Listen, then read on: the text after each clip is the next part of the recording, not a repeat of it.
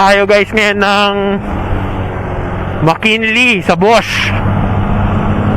No, kasama pa rin to dun sa event ng TikTok Garage. So medyo iniisip ko kung saan ako dadaan. Kasi ayoko talagang dumadaan sa Aguinaldo. Pero mukhang okay naman kasi paluwas. So kagagaling ko nga lang pala sa CCF. Umattend ako ng movement, no? And again, it was a fruitful discussion, no? Masaya. And ano na naman yung ating puso, no? And syempre nagpray tayo na mas maging okay pa yung life natin moving forward, and mawala yung mga fear, yung doubts, no? Pero we're human, so darating at darating yan. Okay, so focus na tayo dito sa daan. So yung nakaraan, ang event na pinuntahan ko is yung ano, no? Freedcon DD5, yun, joint event yun. Tapos yung next naman is yung Moto World. So looking forward tayo na mag-promote ng mga products nila.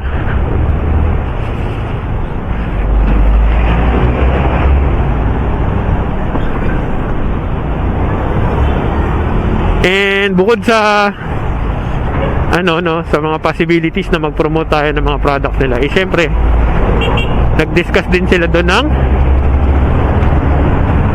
paano, or paano mo ano yung ipapaliwanag yung mga products. Yan. So ganun din ngayon kung ano yung gagawin dun sa Bosch. So actually nagsimula na yata sila. Medyo ano tayo eh. Actually di dapat tayo attend. But nakiusap tayo kay Sir Godfrey na baka pwedeng 12, baka pwedeng humabol kasi interested din talaga ako sa learnings, no? And actually yung mga natuturo ni Sir Godfrey, or yung mga natuturo nung sa mismong product, is malaking bagay, no? Kasi nagpo-promote din naman ako ng ibang products other than pang motor. So if mag-visit kayo sa profile ko sa TikTok, nagpo-promote ako ng mga pang sports, ng pang pets.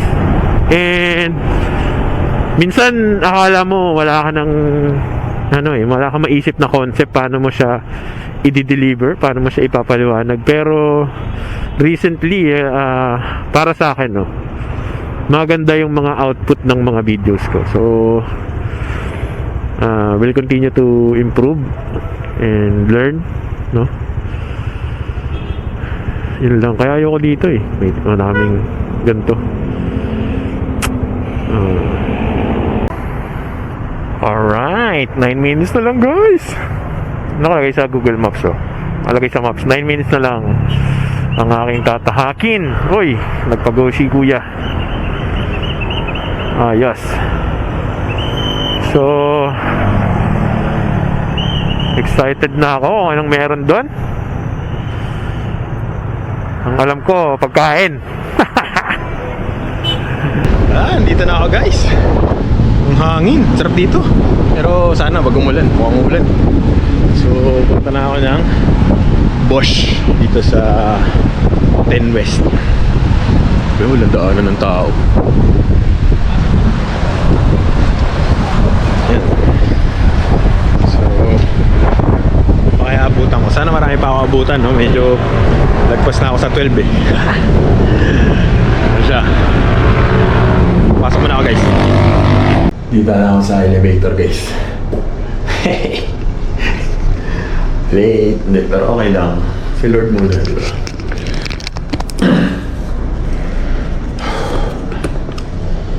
Sana wala akong naano sa motor, naiwan. Kung wala naman, nandito naman yung susi. Dito naman yung susi guys. So, yun lang naman na maiwan ko, wala naman akong top box. So, dito na ako sa Bosch.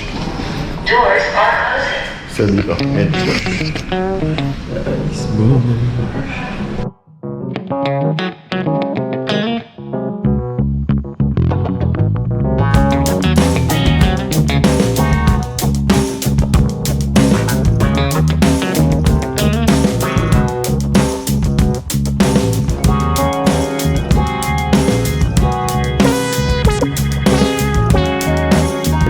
Kakatapos lang ng event ng Bosch.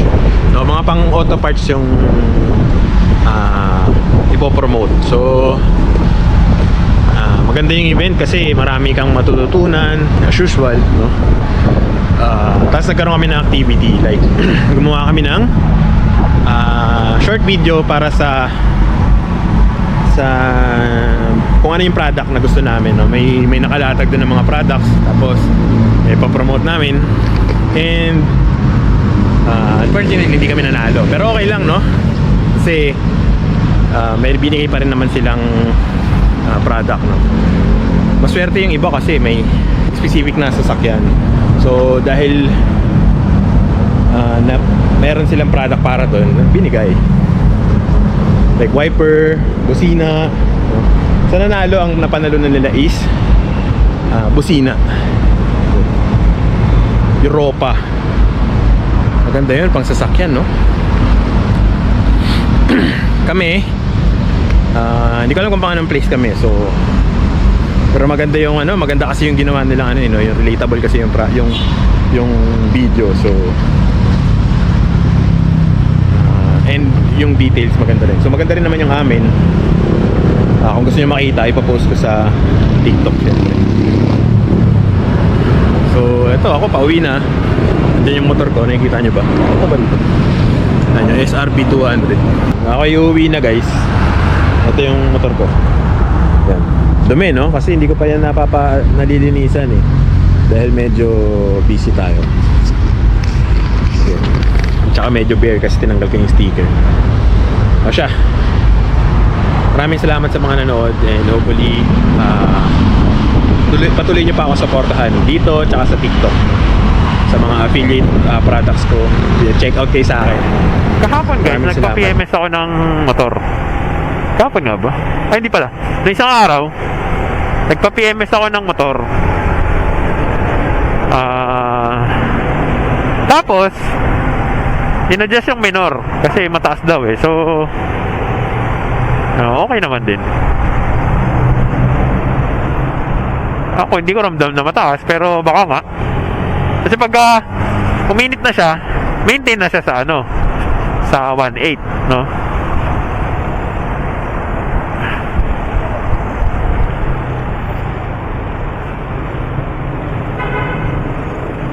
Pero okay naman din.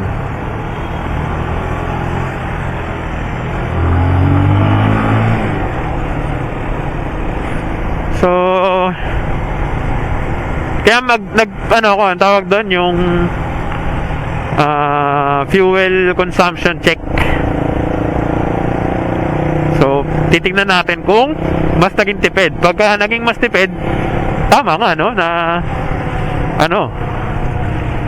mataas yung minor ko. Si rin ako minsan eh, si drive. No?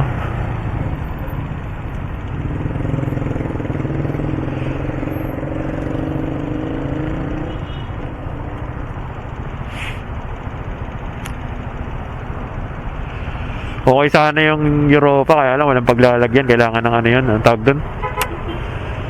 Kailangan ng bracket na paglalagyan dito. Ang laki. Pero lakas siguro nun, no? Pero ako hindi ako nun. Kasi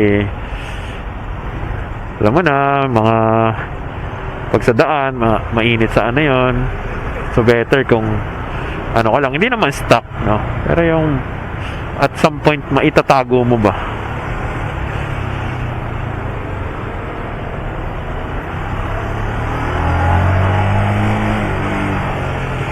Saan kaya ako magkakape? Ayoko na dun sa ano, kinapihan ko kagabi. May naisip ako, may pick up coffee dun malapit sa amin. Dito na tayo sa C5 extension, no? Pulang lupa. Medyo nagugutom ako. Niisip ko kung saan ako kakain. Wala akong maisip. Hindi ko rin alam kung ano gusto kong kainin. Medyo ayoko ng kanin sana. Kaya lang, mag-burger ako, mapapamahal na naman ako. Ay, gastos.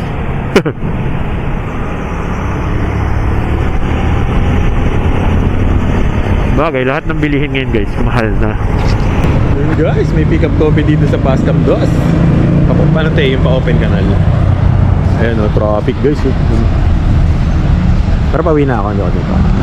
Dito to sa Uni Oil naka-locate. So pag galing nga ng dun sa amin, sa may barangay San Francisco, sa Santiago, bago ka lumigo ng open canal, nasa kaliwa yung Uni Oil. So galing nga naman ng open canal, paligo ng Arnaldo, papunta ng, pag galing ka ng open canal, pag left mo ng Arnaldo, nandito to sa right naman, sa Uni Oil Pascam.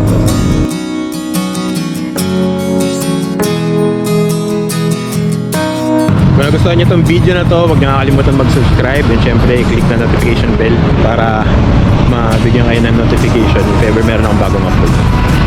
Bye! Peace!